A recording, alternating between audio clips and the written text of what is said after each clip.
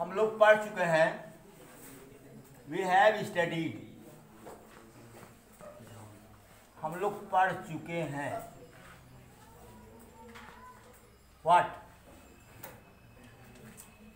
E is equal to V plus I R, पढ़े हैं कि नहीं? हाँ? या E minus V is equal to I R, I is equal to E minus V upon R, पढ़ चुके हैं। R is equal to E minus V upon I, any problem? Where R is internal resistance of the cell, R क्या है? Internal resistance है, आंतरिक प्रतिरोध है। Small r क्या है? आंतरिक प्रतिरोध है। अब इसी को थोड़ा सा आगे बढ़ाएंगे, इसी को थोड़ा सा आगे बढ़ाएंगे। जैसे ये हमारा सेल है, ओके, ये सेल का इंटरनल रेजिस्टेंस है। वैसे आप फिगर बुक में देखे होंगे उठा करके, तो इस तरह से जो है दिखाता है इसको। क्यों दिखाता है इस तरह से? कि ये जो इंटरनल रेजिस्टेंस हम बाहर दिखाते हैं, ये वाला ध्यान दीजिए, ये वाला, ये तो सेल के अंदर होता है ना, ध्यान दो। आंतरिक प्रतिरोध कहाँ होता है? सेल के अंदर होता है, इसलिए यहाँ ऐसे डॉटेड लाइन कर देते हैं, ओके। इस डॉटेड लाइन का सिर्फ मतलब यह है कि ये जो आंतरिक प्रतिरोध है यह सेल के अंदर है, ओके। चलिए, यहाँ एक एक्सटर्नल रेजिस्टेंस जो है R जुड़ा हुआ है, ओके, बोलो भाई। अच्छा, अब मान लीजिए करंट I फ्लो कर रहा है, करंट I, तो प्रतिरोध के दोनों सिरों के बीच का विभवांतर, प्रतिरोध के दोनों सिरों के बीच का, या पोटेंशियल डिफरेंस अक्रॉस R, बस across, potential difference across R is equal to what? IR, okay. R V is equal to IR, any problem? Camera ठीक ठाक है हमारा? ठीक है। अच्छा, तो I बराबर क्या हो जाएगा यहां से बेटा? V अपान, एनी प्रॉब्लम? यहां से देखा जाए, यहां से, अब R बराबर क्या है? E minus V upon I की जगह हम क्या लिख दें बेटा? क्या लिख दें? V अपान R। देखिए यहां तक तो आपने पढ़ा है, ध्यान दीजिएगा, यहां तक शायद ना, उसी के आगे से इसको बढ़ा लीजिएगा। जहां तक आपने नोट्स बनाए हैं पिछली वीडियो में, उसी के आगे यहां से आप क्या करिएगा? नोट में आगे बढ़ा लीजिएगा, ठीक है। आप लोग पिछली वीडियो में यहां तक पढ़े थे, ठीक। अब उसी के आगे ये जो है बढ़ाना है, आपको बढ़ा लीजिएगा, ठीक। तो क्या होगा?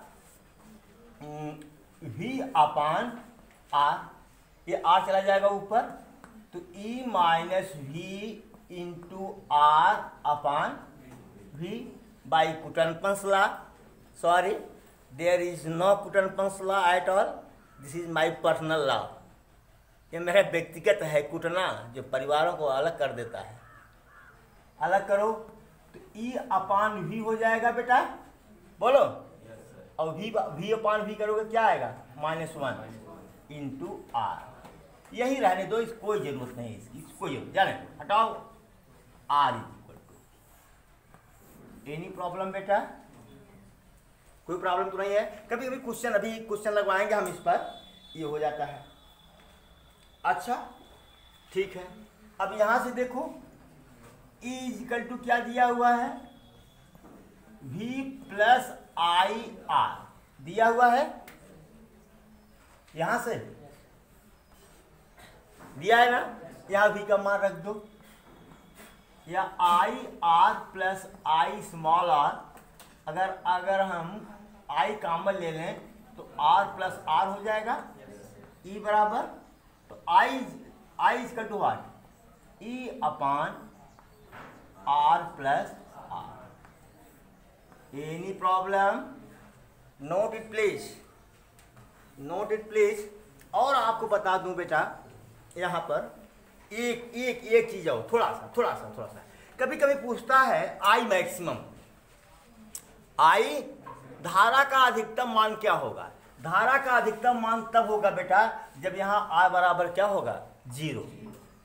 फॉर आई मैक्सिमम, धारा के अधिकतम मान के लिए, for I max, I max के लिए क्या होना चाहिए, R should be equal to 0। अगर आर यहाँ भाई पोटेंशियल ड्रॉप कहाँ हो रहा है, यहाँ पर हो रहा है ना भाई, जो इसका इंटरनल रेजिस्टेंस है वो तो रहेगा ही। आई मैक्सिमम के लिए इसका मान क्या होना चाहिए, 0। तो आई मैक्स बराबर क्या हो जाएगा बेटा, अब देखो यहाँ पर आर 0 रख दो, तो ई अपान 0 प्लस आर, बोलो, बराबर ई अपान आर, हाँ सॉरी स्मॉल आर, ठीक है। नोट करें, इस बार न्यूमेरिकल्स लगवाते हैं इस पर।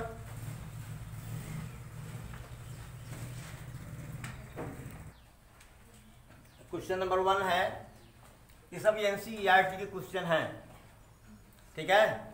मैंने डायरेक्ट फिगर के जरिए इसको बता रहा हूँ, इसको शब्द नहीं दे पा रहा हूँ, स्टेटमेंट नहीं दे रहा हूँ। देख रहा है एक सर्किट है, उसमें एक सेल लगा हुआ है, इसका आंतरिक प्रतिरोध R है, बाह्य प्रतिरोध कैपिटल R है, इलेक्ट्रोमोटिव फोर्स दिया हुआ है 12 वोल्ट, इंटरनल रेजिस्टेंस 0.5 ओम, तरह आई मैक्सिमम क्या है, तो आई मैक्स बराबर क्या बताया गया है आपको,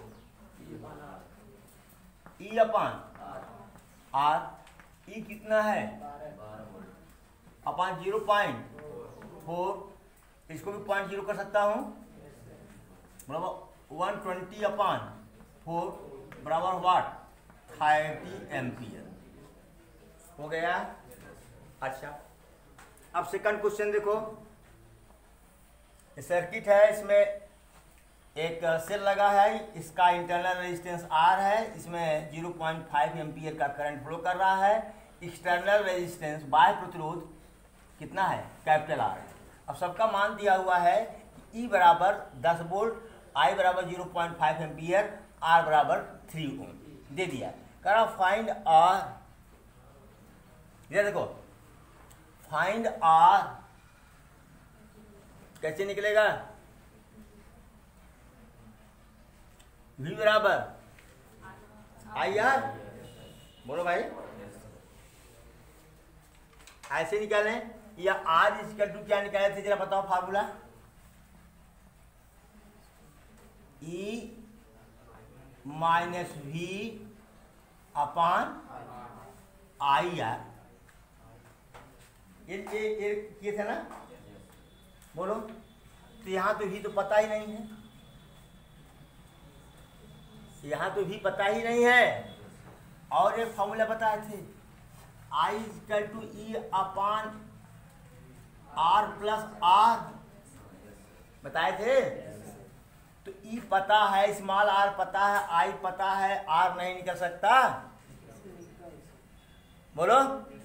तो I कितना है 0.5, 0.5 एम्पियर है ना, जिसका 1/2 एम्पियर नहीं लिख सकते, तो लिख दो 1/2 एम्पियर। E कितना दिया है 10 वोल्ट, R निकालना है, स्मॉल r कितना दिया है 3 ओम, तो क्या हो जाएगा ये बताओ, 10 दूनी 20, R प्लस 3 बराबर 20 और R बराबर 17 ओम निकल गया। अब क्या पूछा है, टर्मिनल वोल्टेज, क्या पूछा है, terminal voltage when circuit is close, circuit जब परिपथ बंद है, क्या, जब परिपथ बंद है, जब परिपथ बंद है इसका मतलब धारा क्या हो रही है, फ्लो कर रही है, बोलो भाई, धारा क्या कर रही है, फ्लो कर रही है। तो अब तो यहाँ पता है विभव पतन होगा ना, जो पहले दिन किए थे कि यहाँ 12 वोल्ट लिए थे तो यहाँ 8 वोल्ट आया था, क्योंकि आया नहीं था, यहाँ 12 आया था, क्योंकि इंटरनल रेजिस्टेंस 2 जो है, याद करो वीडियो में, अब नहीं याद है तो हम क्या करें। अच्छा बताओ, E = V + IR होता है कि नहीं? होता है, अच्छा तो V बराबर, अच्छा E - V बराबर IR, या सुनो पहले, E - IR बराबर V, बोलो यही तो ड्रॉप हुआ है, यही तो विभव गिरा है ना। अरे पहले दिन का कॉन्सेप्ट समझो यार, ये क्या है, पोटेंशियल ड्रॉप है। जब धारा बह रही है भाई, पोटेंशियल ईएमएफ की परिभाषा बताई गई थी, potential difference between the terminals of cell when no current flows is called electromotive force। जब धारा नहीं बह रही है तो सेल के टर्मिनल के बीच का विभवांतर ही क्या है, विद्युत वाहक बल। जब धारा बह रही है तो पोटेंशियल ड्रॉप हो जाएगा। बोलो भाई, होगा कि नहीं होगा? जब पोटेंशियल ड्रॉप होगा तो यहाँ का इसके सेल की, यहाँ इसके क्रॉस जो है पोटेंशियल डिफरेंस घटेगा कि नहीं घटेगा? घटेगा ना। कितना घटेगा? IR के बराबर, V बराबर E - IR। E कितना है भैया? 10 वोल्ट माइनस I कितना है? 1/2।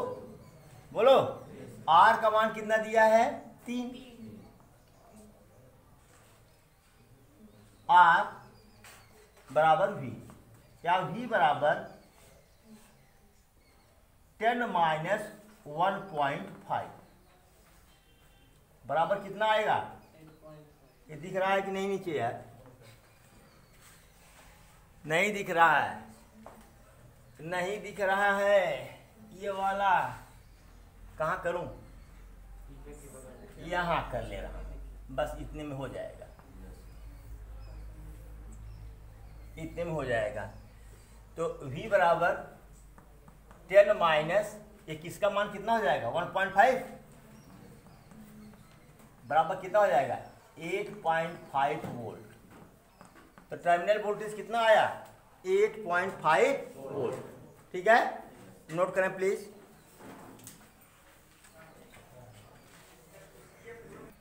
नीचे वाला नहीं दिख रहा था, 1/2 = 10/R+3। ठीक है, इसको फिर से देख लें। A cell of electromotive force 8 volt having internal resistance 3 ohm is connected in series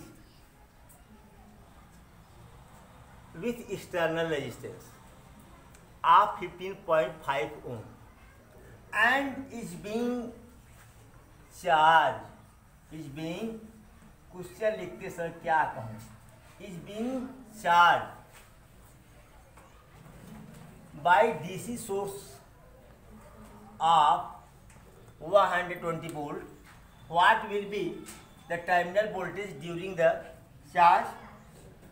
Why the external resistance is connected? कह रहा है एक सेल है जिसका विद्युत वाहक बल 8 वोल्ट है, आंतरिक प्रतिरोध 3 ओम है। यह 15.5 ओम के बाह्य प्रतिरोध से श्रेणी क्रम में जुड़ा है।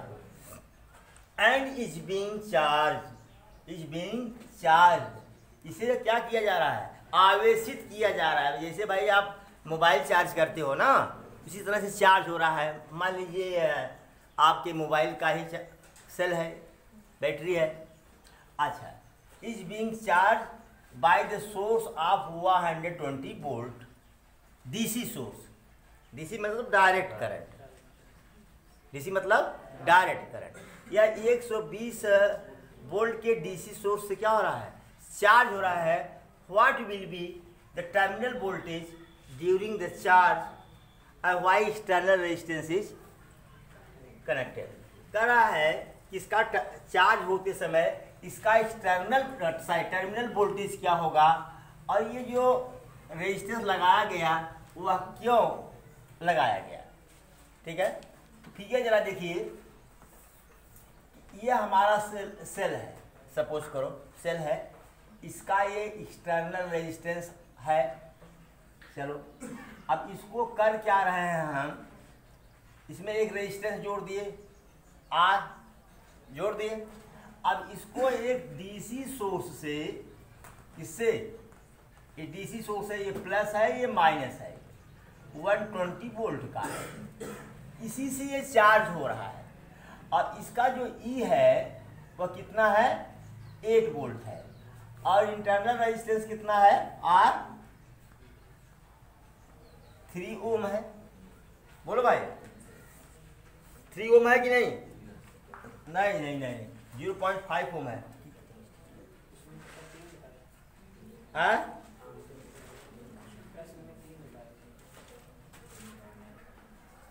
क्वेश्चन में सुधार लो, क्वेश्चन में सुधार लो, ये 0.5 है, ये 0.5 ओम है।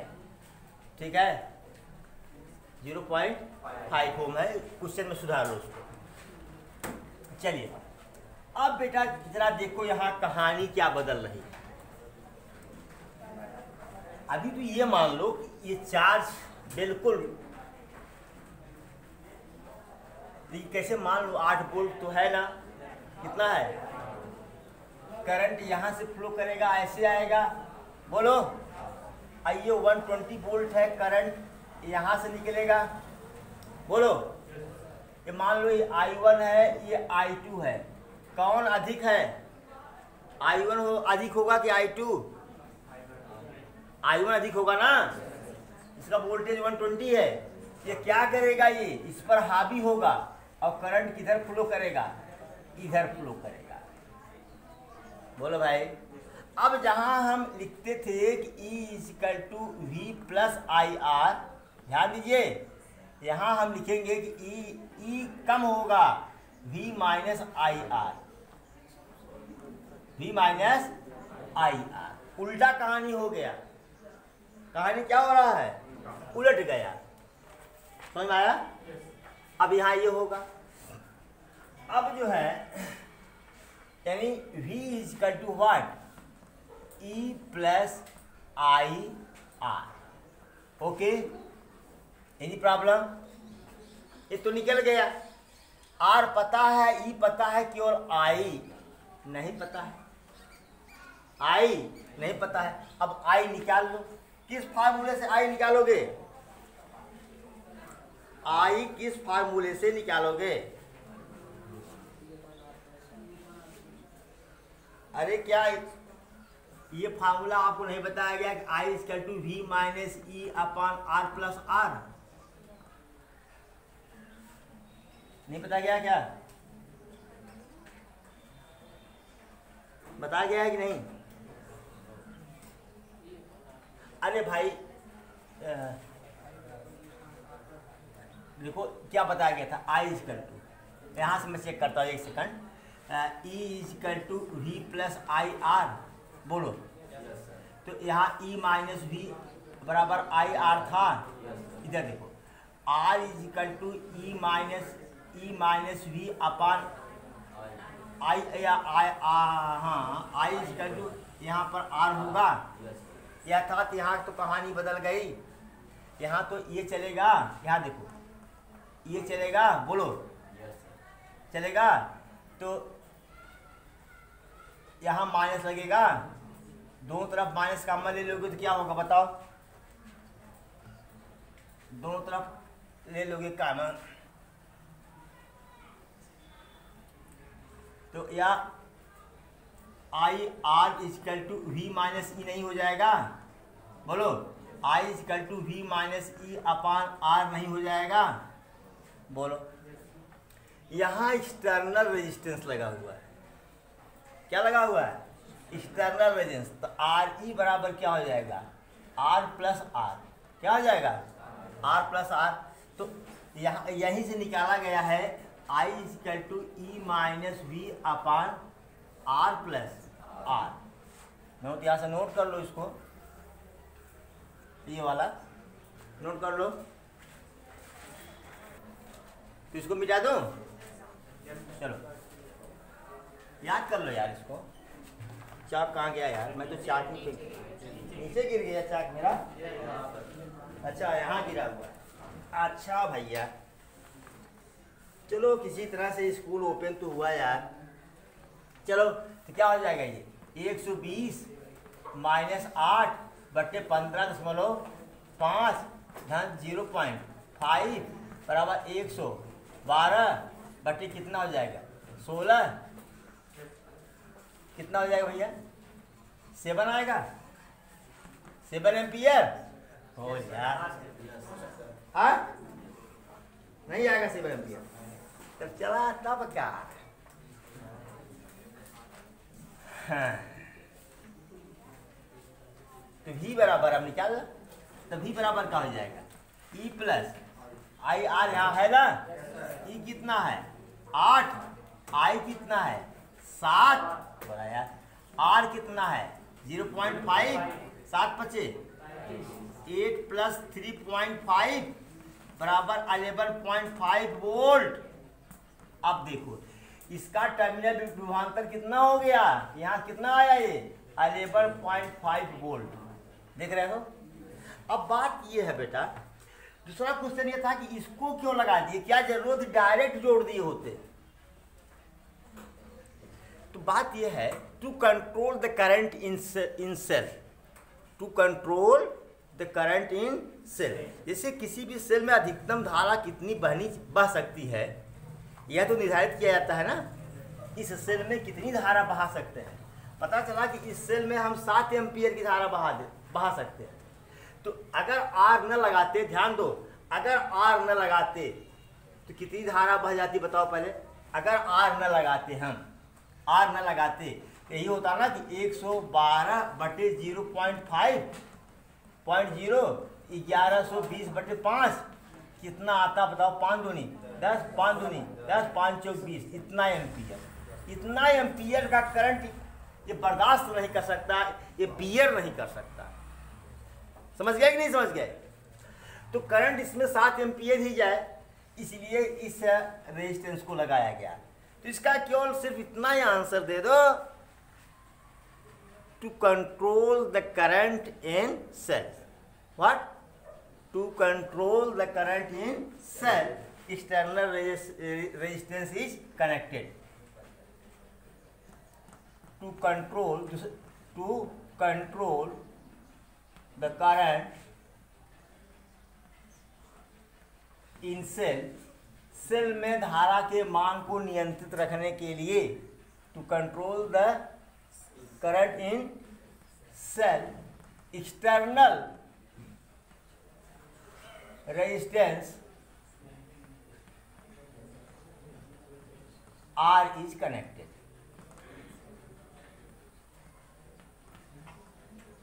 ठीक है, सेल में धारा के मान को नियंत्रित करने के लिए बाह्य प्रतिरोध लगाया गया है। समझ में आया? Note it please.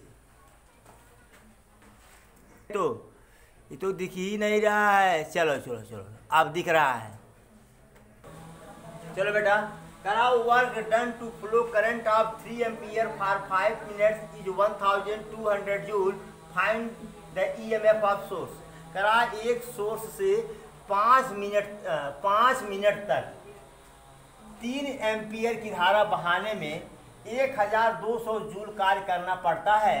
उस सोर्स का इलेक्ट्रोमोटिव फोर्स क्या है, उस सोर्स का इलेक्ट्रोमोटिव फोर्स क्या है। पहले तो क्यू निकाल ले बेटा, Q बराबर आई टी, बोले आई कितना है 3 एम्पियर, टी 5 मिनट है, तो 5 गुणे 60 कर दो ना, कितना हो जाएगा 5 या 15 सेकंड 90, इतना कूलम हुआ।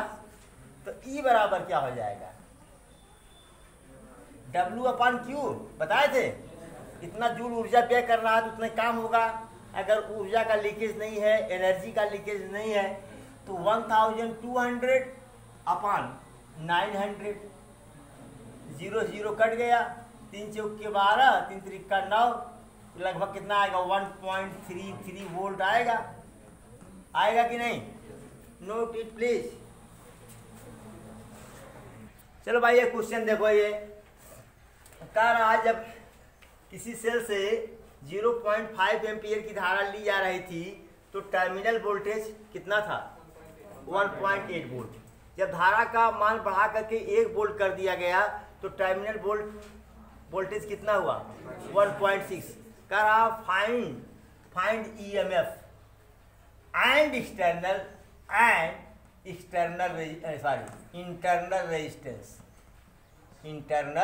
रेजिस्टेंस। अब बोला, सुनो भाई, V equal to E minus IR, बोलो से या फ्रॉम, ये कितना है? पहले 1.8 वोल्टेज, E पता नहीं, I पता है 0.5 R, ठीक है। अब यहाँ से देखो V2 जब 1.6 था, E तो वही रहेगा, I का मान 1 हो गया 1 R। Equation number 1, equation number 2, by subtract कर दो तो ये प्लस ये माइनस ये तो बच्चा कट गए। ये क्या मिला? 0.2 बराबर 0.5 R। बोलो भाई, तो R बराबर क्या हो गया? 0.2 अपान 0.5, तो 2 अपान 5, 0.4 ओम निकल गया। बोलो, अब R का मान चाहे क्वेश्चन नंबर 1 में रखो चाहे क्वेश्चन नंबर 2 में रखो, पुटिंग द वैल्यू ऑफ ना। अब देखो इसमें रखो, इस किसी में भी रख दो, तो 1.8 इक्वल टू E, इसमें रख दो यार, इसमें रख दो 1.6 equal to E minus R 0.4। इसको इधर ले आओ बेटा, तो 2 बराबर E, यानी E बराबर कितना आ गया? 2 वोल्ट मिला है। क्या कहूँ यार, चलो ठीक है, इतना मेहनत करके क्वेश्चन नोट करता हो, तुम लोग रहने दीजिए, चलो रहने दीजिए, छोड़िए, जाने दीजिए, इतना ही सही।